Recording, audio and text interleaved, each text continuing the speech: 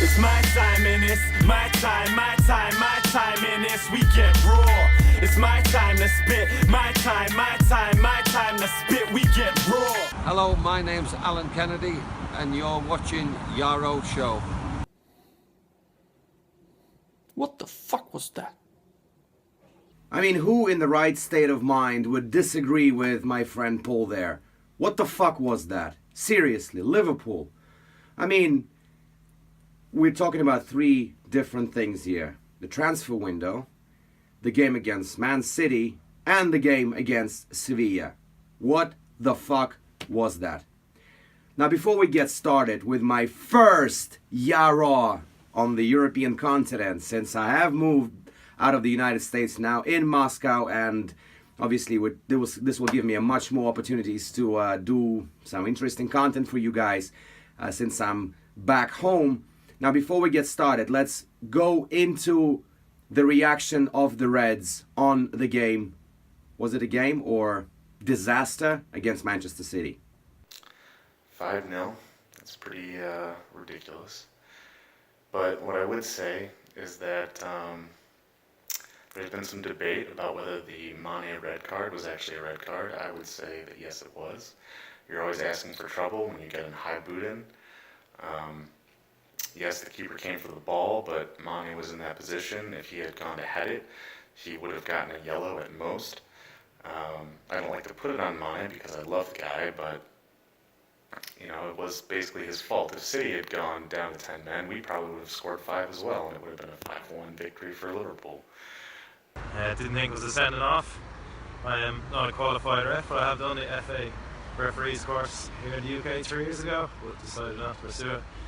I mean, it is dangerous play if you want it to be dangerous play. I think in the context of it, both players are running at angles. They weren't running directly at each other. His foot, it wasn't even that high. He's not the biggest goalkeeper in the world. He was crouched down.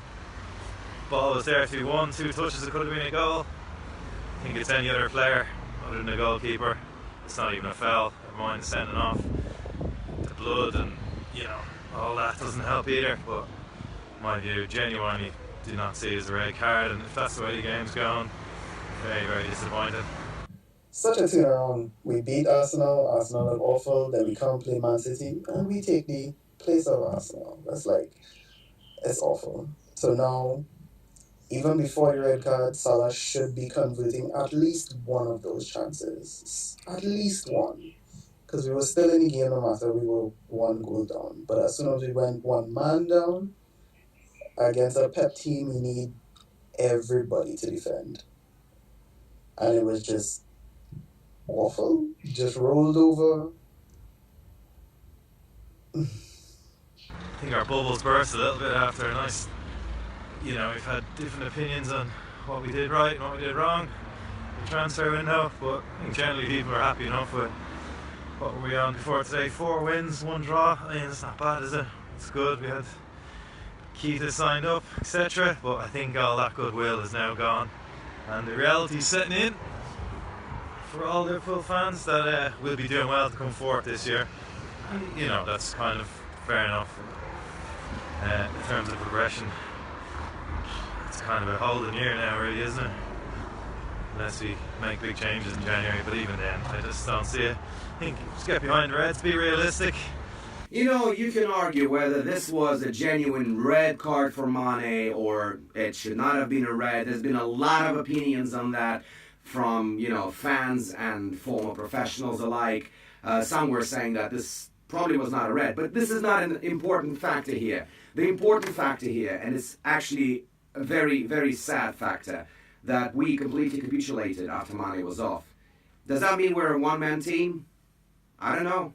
You decide. But the fact of the matter is that our midfield was completely gone, as well as our defense. I mean, come on, everybody was saying like, oh, Ragnar Klavan should not be starting. Yeah, I think he should not be starting against the likes of Man City, you know, who have Kun Aguero and Jesus up front. And Ragnar is just not suited for these kind of games. He's just too slow. You know that I love Ragnar Klavan, even though everybody hates him now. But I just think that he was initially signed as to be something different than what he is made of right now. But anyway, let's go now into another interesting reactions from the Reds, and that's about our transfer window. For signings, I would probably give the signings part a B minus, B. Это трансферное окно расстроили журналисты, которые приближены к клубу, и которые, как оказалось, давали лживую информацию. All summer we were linked with Van Dijk. It didn't happen. Unfortunately, for myself, I don't know for many other Liverpool fans, whatever they read, they're like, oh my gosh, we're going to sign Van Dijk. And I just couldn't be bothered because we were linked with so many players that I knew that probably some of them weren't going to happen. So I never pinned my hope on Van Dijk. I don't think Van Dijk is the savior. I also don't think that our current centre-backs are good enough, but I don't think that Van Dijk will help that much. Like, if we spend 70 supposed million on him, does he really like help our entire team to push on? All right, let's all take a nice deep breath and just be thankful that the transfer window is over. Listen, we wanted to strengthen the squad, we did. We needed a winger, we needed a left back, we needed help in the center mid, we wanted a backup striking option, and we wanted a center back. We got all of those but the center back that we wanted. I'm not convinced that we don't get him. I think that we still get him in January or next summer maybe. As it stands, we have wiped the floor with Arsenal. We're in the Champions League. We've still got Coutinho, Lallana, and the Ox to come in. Думаю, потом он спокойно вернется в состав и будет играть, потому что выбора у него нет.